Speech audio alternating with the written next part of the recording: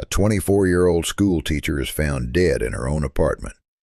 For the next 5 decades, one of America's most notorious serial killers will be the prime suspect in her murder. Detectives will write to him in prison. He will not deny it. A retired FBI agent will spend years building a case against him, and for 52 years, almost everyone, police, reporters, even the victim's own family, will believe the answer to this case is one of the most famous names in American crime. They will be wrong. The real killer will spend those 52 years living free. He will become a Buddhist monk in Thailand. He will remarry. He will nearly kill another woman with his bare hands and walk away from that, too.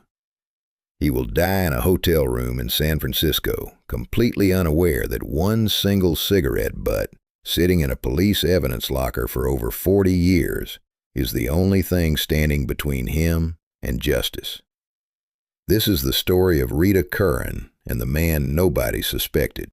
Before we continue, if this is your first time here, consider subscribing. We cover real cold cases, just like this one, cases where the truth waited decades to come out. And if you're already subscribed, hit the like button. It helps this story reach people who have never heard Rita's name. Now, back to Burlington, Vermont. Rita Curran grew up in Burlington, Vermont, the kind of small New England city where families tended to know each other for generations. Her father worked at the local IBM plant. Together with his wife, he also owned a diner and a set of rental cabins on Arrowhead Mountain Lake. The Currans were well-known and well-liked around town. Rita was the kind of daughter parents hoped for. She was quiet, a little shy, but warm once you knew her. She sang, she talked, she gave more than she took. After earning her degree from Trinity College in 1969, Rita became a second-grade teacher at Milton Elementary School. During the summer months, to make extra money, she worked part-time as a chambermaid at the Colonial Motor Inn, cleaning rooms for travelers passing through Burlington. In the summer of 1971, shortly after turning 24, Rita made a decision that felt small at the time, but would change everything. She moved out of her parents' house for the first time in her life. She found an apartment through a classified ad in the Burlington Free Press, a listing looking for a roommate to share a place on Brooks Avenue for the summer. She would be living with 3 young women she barely knew. It seemed, by every account, like the right next step for a 24-year-old finally stepping into her own life. By the evening of July 19, 1971, Rita Curran was settling into her new independence. 2 floors above her, in the same building, a very different evening was unfolding. A man named William DeRoos lived in a 3rd-floor apartment with his new wife, Michelle. The two had married on July 5, 1971, just 2 weeks before this night. DeRoos, 31 years old, had a criminal record and a well-documented temper. That evening, DeRoos and his young wife got into an argument. According to what investigators would eventually piece together, DeRoos left the apartment to cool down, taking a walk through the neighborhood alone. He was gone for roughly 70 minutes. Somewhere in that window of time, Rita Curran was attacked in her apartment 2 floors below his. She was beaten. She was sexually assaulted. She was strangled. When DeRoos returned to his own apartment that night, he told his wife of 2 weeks something important. If anyone asked, she should say he had never left the apartment at all. He explained it away by telling her his criminal record would make him an unfair target for police suspicion. She was newly married. She was in love. She agreed. In the early morning hours of July 20th, 1971, one of Rita's roommates returned to the Brooks Avenue apartment after being out for the night. She found Rita's body in their shared bedroom. Police were called immediately. The scene made clear this had not been a robbery or a break-in gone wrong. This had been a violent, personal attack. Burlington's chief medical examiner ruled the death a homicide. Rita had been beaten, sexually assaulted, and strangled to death. The city of Burlington, a place used to a quiet, small-town rhythm, was shaken to its core. It was the kind of crime residents assumed only happened somewhere else. Detectives moved quickly. They visited Rita's parents, who described their daughter as painfully shy but deeply loved by everyone who knew her. Investigators canvassed the building. They interviewed neighbors, co-workers, and friends. That included William DeRoos and his wife Michelle, who lived just 2 floors above the crime scene. Both DeRoos and Michelle told police the same story. They had been home together all night. They said they had not heard or seen anything unusual. At the time, there was no reason to doubt them. Michelle backed up her husband's alibi without hesitation, and detectives had no physical evidence tying DeRoos to the crime. Investigators also noticed something troubling. Just over a week before Rita's murder, on July 11th, there had been a separate assault reported near the University of Vermont campus. Detectives began looking into whether the 2 crimes might be connected and whether Burlington had a predator targeting young women that summer. Police interviewed known sex offenders in the area. They collected physical evidence from the crime scene, including a single cigarette butt found near Rita's body, believed to have been left burning on the floor by her attacker. At the time, in 1971, DNA testing did not exist. Investigators had no way to know that this cigarette butt would one day hold the entire answer to the case. They bagged it and filed it away anyway. Weeks passed, then months. Burlington residents grew increasingly anxious. People started leaving their porch lights on all night. Sales of extra door locks went up around the city. Rumors of anonymous late-night phone calls spread through the neighborhood. No arrest came. As the years went by with no resolution, one theory came to dominate the case more than any other, and it involved one of the most infamous killers in American history. The Colonial Motor Inn, where Rita worked part-time as a chambermaid, sat directly next to the Elizabeth Lund Home for Unwed Mothers. That building happened to be the birthplace of Ted Bundy. A retired FBI agent named John Bassett became convinced the similarities between Rita's murder and Bundy's known crimes were too significant to ignore. He spent years building the theory that Bundy, who was known to travel through New England in the early 1970s, could have been passing through Burlington the night Rita died. Rita's own sister eventually wrote a letter directly to Bundy, who was by then sitting on Florida's death row. She asked him, point blank, if he was responsible for her sister's death. The response that came back through the FBI was chilling in its ambiguity. Bundy would neither confirm nor deny his involvement. Famed homicide detective Robert Keppel, who had interviewed Bundy extensively about his crimes, brought up the case directly.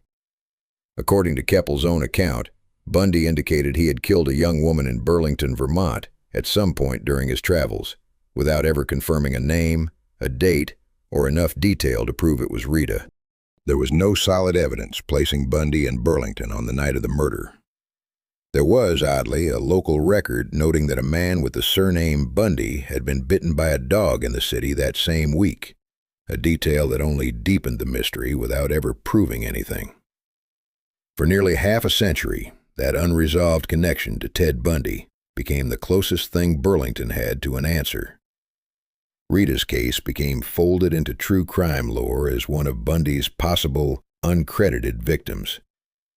Meanwhile, the man who actually lived 2 floors above her, the man whose wife had lied for him on the very first night, was never seriously looked at again.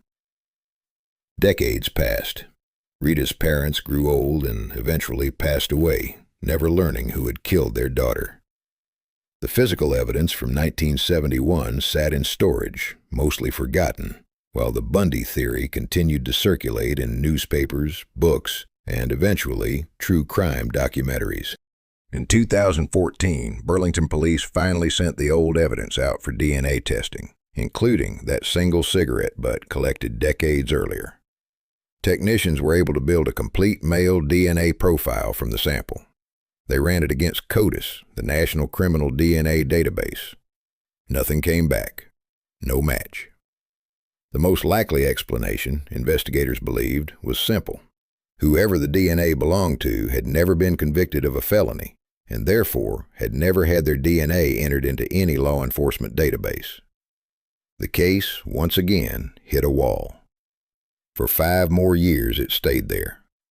In 2019, a Burlington detective named James Trebe decided to take a completely different approach to the file. Instead of handing the cold case to a single detective working alone, as the department traditionally did, Trebe assembled an entire team. Detectives and forensic specialists sat down together and went through every piece of evidence as though the murder had happened yesterday.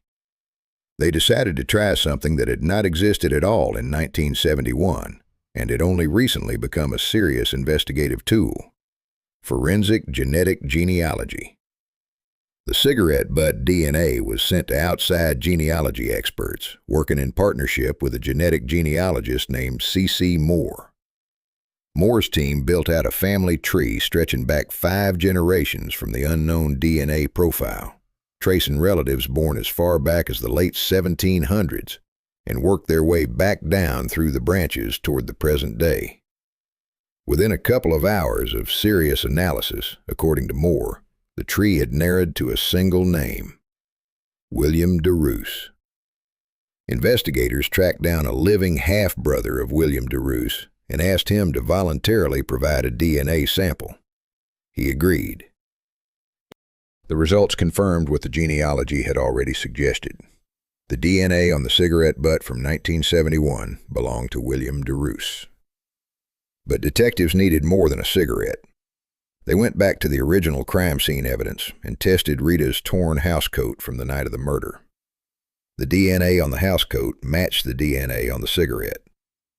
Investigators then dug into public records and found something detectives in 1971 had never connected: a marriage license showing that William DeRoos had married his wife Michelle in Burlington on July 5, 1971, just 2 weeks before Rita's murder. His listed address was the very same building where Rita lived. Detectives Thomas Chenette and a partner traveled to Oregon, where Michelle, DeRoos's wife from 1971, now living under a different name, had settled decades later.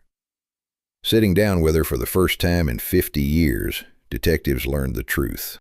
Michelle admitted that her husband had, in fact, left their apartment the night of the murder after an argument.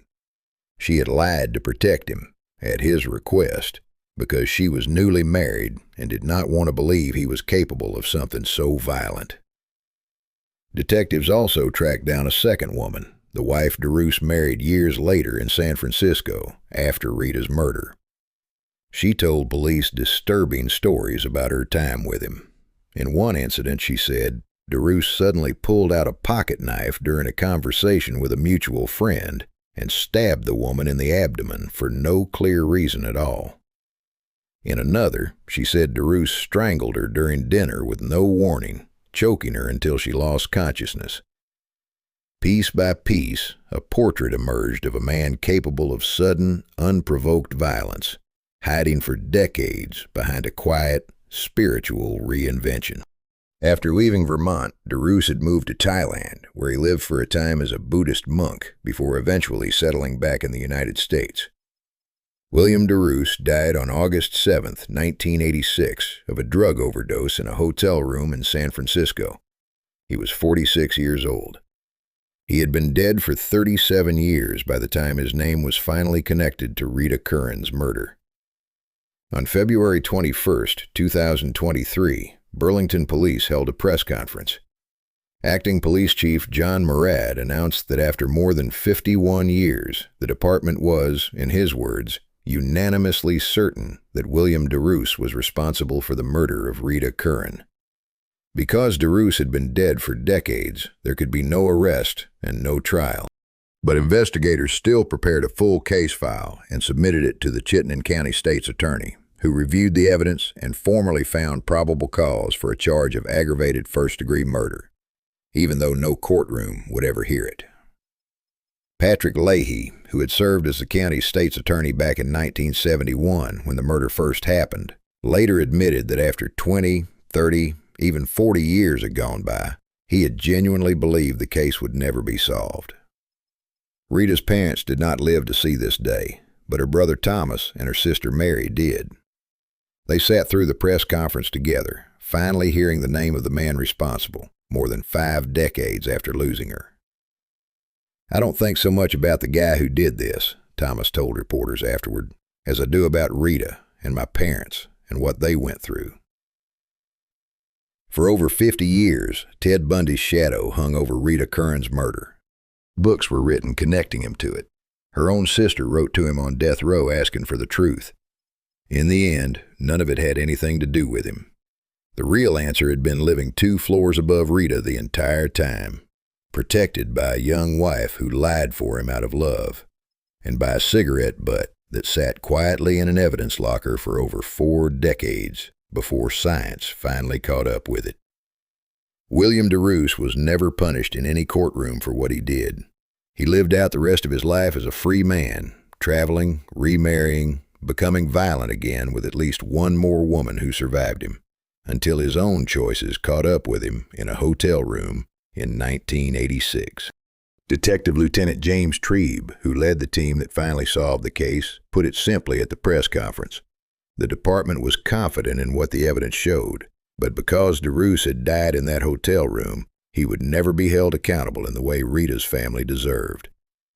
Still, after 52 years, the case was no longer open.